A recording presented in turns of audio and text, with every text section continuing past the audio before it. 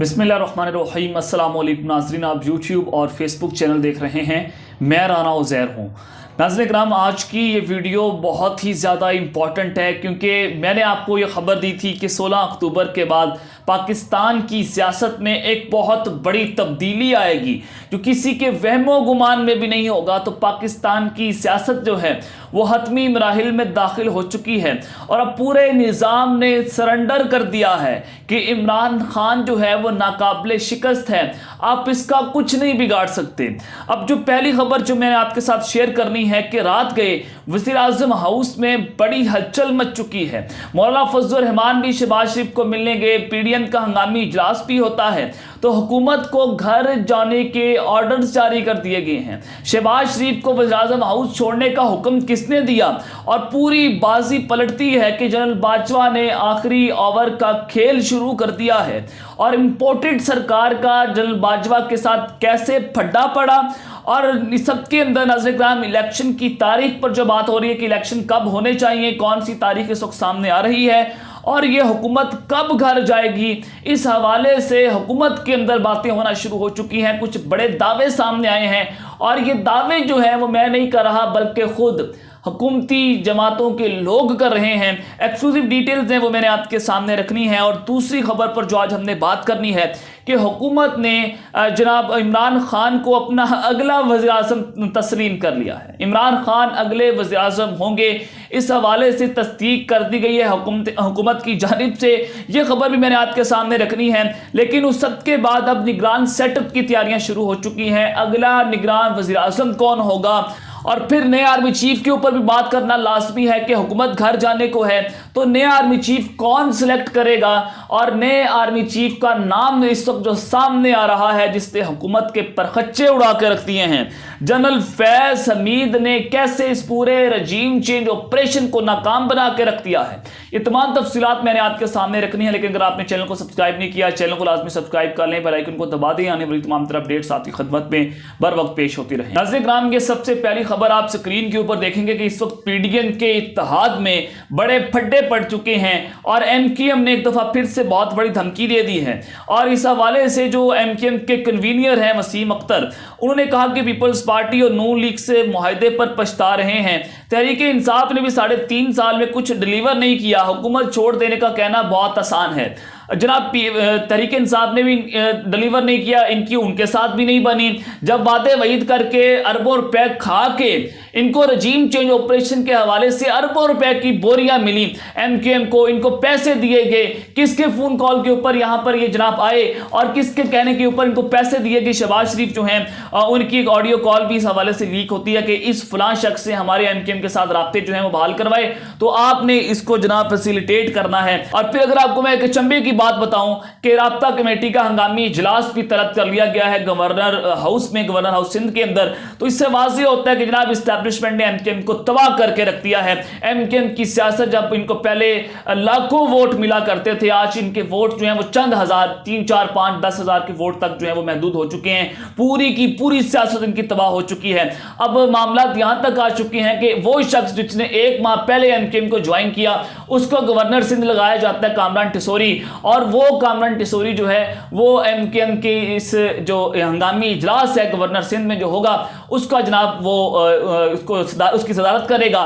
तो उस सब के बाद अब जो मामला है वो बड़ा गंभीर होता चला जा रहा है कि पीडीएम जो है वो नए आर्मी चीफ के ऊपर बात कर रही है कि वज़ीर-ए-आज़म कानून के मुताबिक ही नए आर्मी चीफ की तैनाती करेंगे। लेकिन नाज़रीन कराम, इमरान खान साहब भी इसके ऊपर कोई ऐसी बात नहीं कर रहे। सिर्फ उन्होंने यह बात की कि आसिफ अली जरदारी और नवाज शरीफ ये काम नहीं कर सकते। शहबाज शरीफ का तो उन्होंने नाम तक नहीं लिया। लेकिन फिर क्यों हुकूमत के अंदर यह हलचल मची हुई है, लेकिन वज़ीर-ए-आज़म ने अभी तक यह नाम फाइनल क्यों नहीं किया?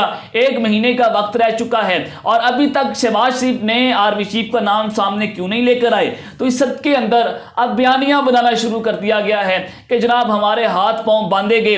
पहले सुप्रीम कोर्ट से नवाज शरीफ को नाअहल करवाया गया, फिर उनका हुकूमत का तख्ता उल्टा गया, और फिर जब इमरान खान आता है, एक लाडला आता है, ये नून नून लीग का बयानिया जो मतीउल्लाह जान बनाने की कोशिश कर रहे हैं, और फिर वो कहते हैं कि अब हाथ पांव बांधकर उनको हुकूमत में लाया गया और यूं इमरान खान को पॉपुलर कर दिया गया। तो इसी हवाले से राना सनाउल्लाह भी सामने आते हैं, वफाकी वज़ीर दाखिला। उन्होंने कहा कि जब हम जेलों में हुआ करते थे तो हमारे इस्टेब्लिशमेंट के साथ राब्ते थे। तो जनाब ये इस्टेब्लिशमेंट के साथ बैकडोर राब्ते चलते रहते हैं। तो उल्टा भी जनरल बाजवा को गालियां देना शुरू हो चुके हैं कि जनरल बाजवा ने हमारे साथ बहुत बुरा किया है। तो उस सब के बाद अब जो शहज़ैद कत्ल केस है, ये बड़ी एक्सक्लूसिव खबर है जो आपके सामने रख रहा हूं कि पाकिस्तान पीपल्स पार्टी के हवाले से कि आज इंसाफ जो है वो टकों पर बिक चुका है।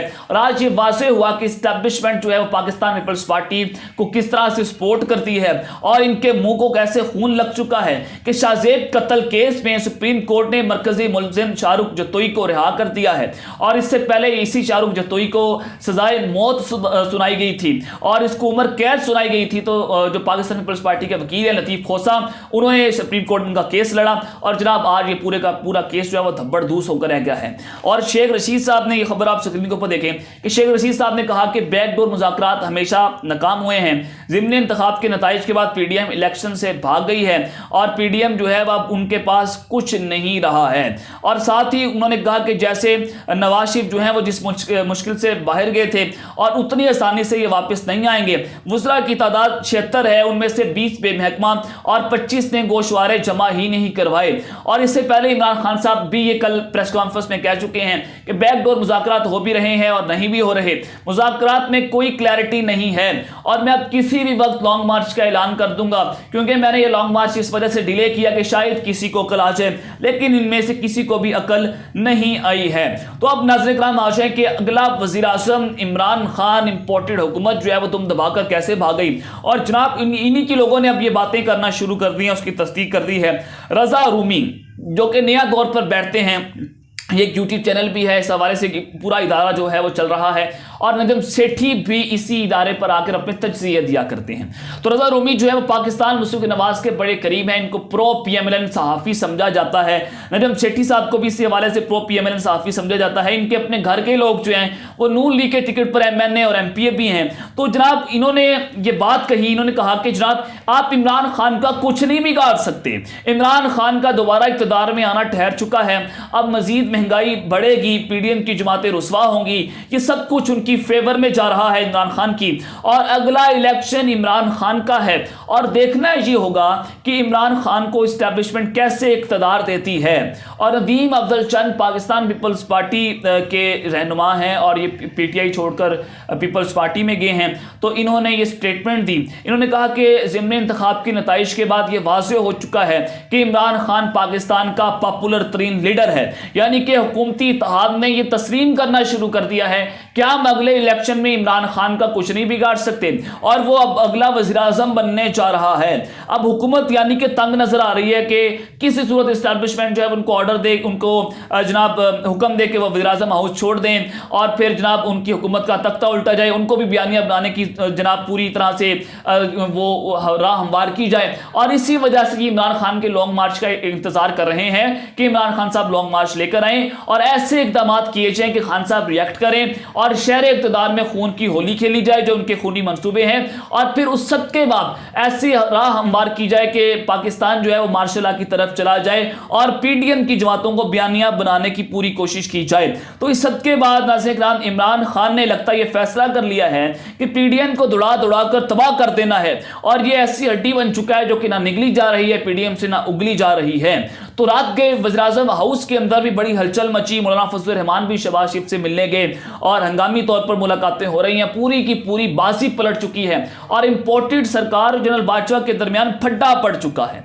नाज़रीन जो सबसे पहली ब्रेकिंग न्यूज़ है मैं आपके साथ शेयर करने जा रहा हूं, अब तक की बड़ी खबर है जो ज़राए हमें कंफर्म कर रहे हैं कि 15 नवंबर से पहले पहले ये हुकूमत अपने घर चली जाएगी और इमरान खान साहब तभी अपना लॉन्ग मार्च लेकर नहीं आ रहे और इस हुकूमत के सामने प्रपोजल दिया गया, प्रपोजल रखा इस्टेब्लिशमेंट ने, लेकिन पाकिस्तान पीपल्स पार्टी इसको तस्लीम नहीं कर रही, बिलावल भुट्टो नहीं मान रहे, आसिफ अली जरदारी नहीं मान रहे, क्योंकि नून लीग की सियासत को पीपल्स पार्टी ने मुकम्मल तौर पर तबाह करना है। अभी उनको सुकून नहीं आया कि नून लीग अभी गंदी हुई है, अभी मजीद गंदा करना है। जब इनको पूरी तरह से सुकून आ जाएगा फिर ये जनाब इलेक्शन में चले जाएंगे और अपना ये वफाक के अंदर हिस्सा निकालने की कोशिश कर रहे हैं पाकिस्तान पीपल्स पार्टी। तो इसी हवाले से नाज़रीन किराम इस्टेब्लिशमेंट ने तो ये प्रपोजल रख दिया है और 15 नवंबर से पहले पहले पाकिस्तान के अंदर ये हुकूमत घर जा सकती है और मार्च में इलेक्शन होंगे। और ये आपको एक बहुत बड़ी खबर दे देता हूं कि इमरान खान साहब ने एक कमेटी तश्कील दे दी है कि वो कमेटी नून लीग के MNA से राब्ते करेगी और फिर 10-15 MNA इमरान खान साहब से खुफिया तौर पर भी मुलाकात करना चाहते हैं और यहां से अगर ये MNA टूट जाते हैं और पाकिस्तान तहरीक इंसाफ में शमूलियत इख्तियार करते हैं, इनको टिकट देने का इमरान खान साहब फैसला करते हैं, तो उस सब के बाद नून लीग की वफाक के अंदर या पूरी पीडीएम इत्तेहाद की वफाक के अंदर नंबर गेम जो है वो कम हो जाएगी और फिर यूं सदर पाकिस्तान जो है वो शहबाज शरीफ को इत्तेमाद का वोट लेने का कहेंगे, जिसके बाद ये हुकूमत जो है वो 15 नवंबर से पहले पहले घर जा सकती है।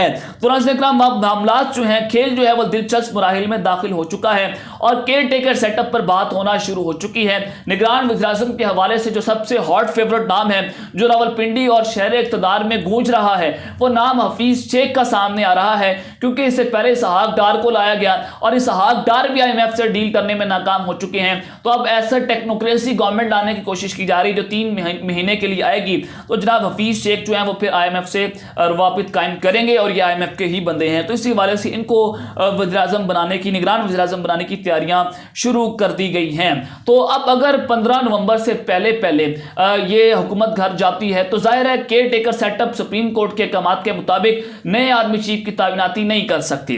तो यानी कि नए आर्मी चीफ के हवाले से आर्मी चीफ जो सिटिंग आर्मी चीफ है जनरल बाजवा साहब, उनकी तोसी हो जाएगी, मुद्दत मुलाजमत उनकी 4-5 या 6 महीने के लिए बढ़ जाएगी और जैसे ही नए जो हुकूमत आएगी, चाहे इमरान खान की आए, चाहे वो नून लीग, चाहे पीपल्स पार्टी की आए, तो जनाब वो हुकूमत जो है वो नए आर्मी चीफ की तैनाती करेगी और यही इमरान खान साहब का मौकफ है। कल उन्होंने बड़ा कैटेगोरिकली बता भी दिया है कि जनाब वो नवाज शरीफ या आसिफ अली जरदारी के आर्मी चीफ को तस्लीम नहीं करेंगे।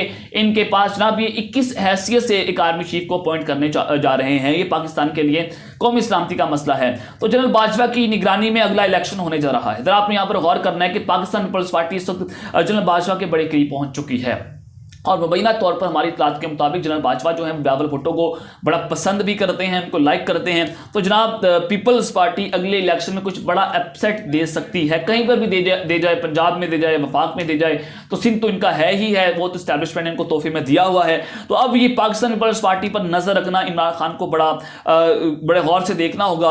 अब यहाँ पर इमरान खान साहब की वेव भी है, वो पॉपुलर है, उनकी जनाब वेव से आप टक्कर नहीं ले सकते।